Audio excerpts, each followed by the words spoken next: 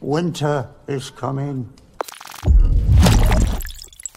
Just like the BBC, this channel likes to offer a balanced opinion. So having recently reviewed the RST Paragon heated gloves, I was contacted by Keis, who said, hey, how about looking at ours? So of course, I said yes.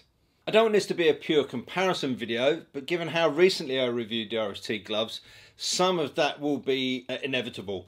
The Keis gloves do, however, have one big differentiator which might be important to some riders. Let's start by looking at the construction. I have here the G601 glove, which is a touring style glove. They're much the same as the G502 sport gloves, but don't have the more aggressive looking carbon fibre knuckle and scaphoid protection. The flexible hand armour is more sculpted into the glove with a leather covering, which I personally think is a nicer looking aesthetic. As per the sport, this touring glove does feature a hard scaphoid protector, which is a key piece in trying to prevent wrist injuries.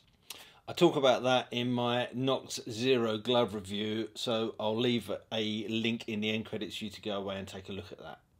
The G601 has a 100 GSM 3M thinsulate lining, which offers good insulation without being bulky and removing feel from the controls. The weatherproofing is assisted with a Hypora breathable, waterproof and windproof liner. This has worked really well, as I've been able to attest to, given the recent weather that we've had in the UK. The gloves also have a visor wipe on just the left index finger, which works pretty well. Just be careful not to forget it's there and rub your eye whilst sitting in the traffic lights. That rubber is pretty sharp, and consequently I've sort of trimmed the corners off on my gloves. Onto usage, and this is where these gloves offer their biggest difference. The Keis gloves can be powered by a 12-volt supply, either directly from the bike or by connecting to one of the two different battery packs available. There are a myriad of options and connectors available to power them, either from a dedicated supply connected permanently to the bike or via a cigarette stroke DIN connection. Of course, if you don't want to go down this route, you also have the option of connecting individual 12-volt batteries in a cuff pocket on each glove.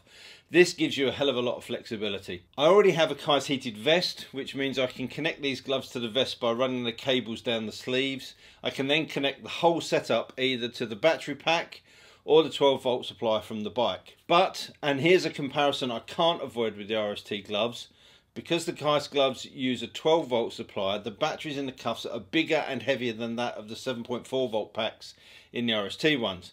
That extra weight and bulk was noticeable, but possibly only more so as I was able to wear them back to back. If you're wearing the Keis ones on their own, you probably wouldn't notice it as much.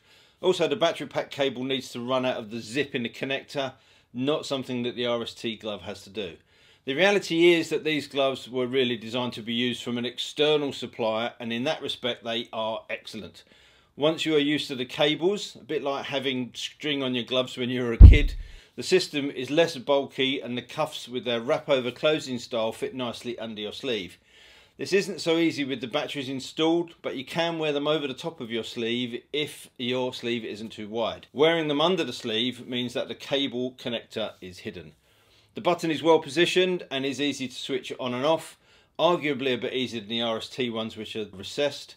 And those three heat settings are easily distinguished by the red, amber and green light glow the button emits. In use, the gloves are comfortable, are sized well, no need to size up or down, and they heat up quickly regardless of what power supply you use. Dexterity is good thanks to the soft materials used and copious amounts of concertina sections in strategic positions around the knuckles, fingers and thumbs. There is, however, no touch screen sensitive panels on the fingers, which isn't good news for smartphone nav users. One important point to make is that the Keis offer a lifetime guarantee on the carbon fibre heating system, which offers comfort for buyers going forward. Price wise, they're around average for heated gloves that I've seen.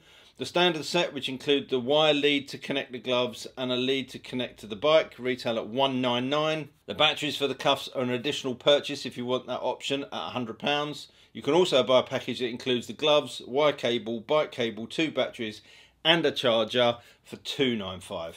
If you already own some Keis heated clothing, then these are a no-brainer, to be honest.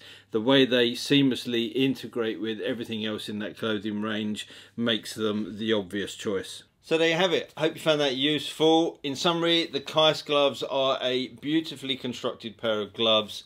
They fit really well, they're very dexterous, and the flexibility of being able to use both cables to run with other Keis clothing or to run from batteries make these very, very flexible.